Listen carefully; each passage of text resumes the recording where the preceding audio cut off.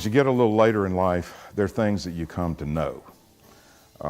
I know that Chuck and I grew up together. We learned how to ride horses. I'm sure we had lots of debates about peanut butter and jelly sandwiches. And we probably still have a debate who's the best shot with the BB gun.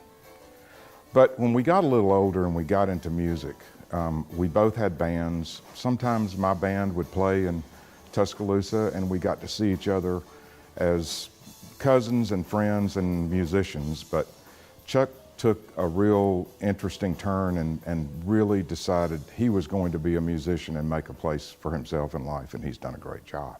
And I don't even know how the band started, except that it seemed like once the Beatles hit and everything changed, it was like the whole music world just flipped.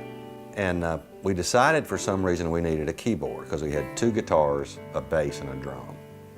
We said, well, who's going to play keyboard?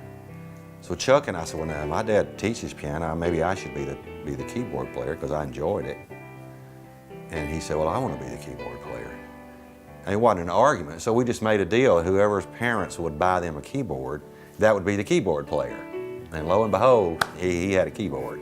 Even though he was born in Birmingham and grew up partly in Montgomery, he really said his growing up was really in Tuscaloosa because that's when he was in junior high and high school. And he was in this phenomenal group that played the YMCA every Friday night called the Misfits, and that was spelled with a Z.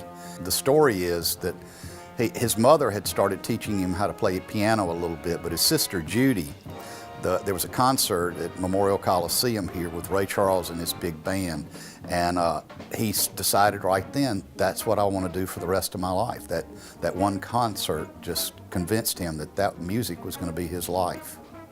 Everybody knows that Chuck is a rock star. I mean, he's with the best band on the planet. But I think what some people might not know is that he's a rock star on and off the stage. He and his wife have a Christmas tree farm in Georgia, and he uses that to teach people about sustainability. And an example of that is this book is called The Tree Farmer. It's so extremely well done that thousands and thousands of copies of this book wound up being printed, and they're used in classrooms throughout the country. At the end of the book, Chuck says the 3 most important things in his life are his family, his trees, and his music, in that order.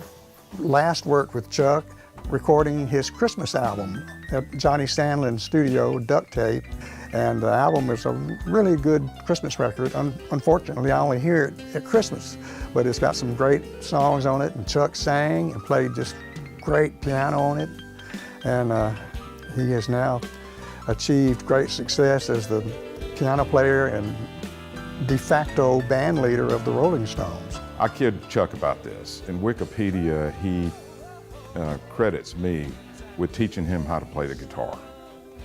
Chuck, you never taught me how to play the piano.